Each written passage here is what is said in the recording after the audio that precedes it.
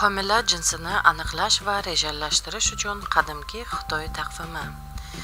Avvalo onaning yoshini aniqlang, keyin uni chaqaloqqa homilador bo'lgan oy bilan tutashtiring.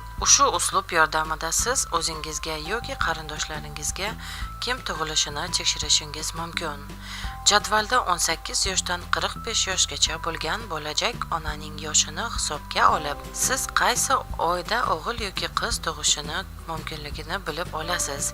Kerakli oyni tanlang va undan 9 oyni ayirib tashlang. Shunda siz urug'lantirish kunini aniqlaysiz.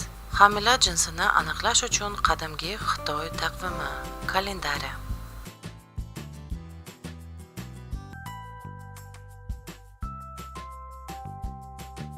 Endi boshqa aniqlash usullarini aytib o'taman. Birinchisi xalq an'analaridagi belgilar. Bu quyidagilarga asoslanadi.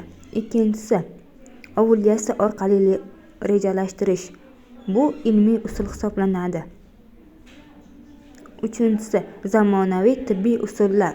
Bu eng aniq tekshirib beradigan usullar hisoblanadi, faqat kechroq aniqlanadi. Va oxirgisi qon yangilash usuli. Bu ham odatda shu vaqtgacha qilib kelingan usullardan biri hisoblanadi.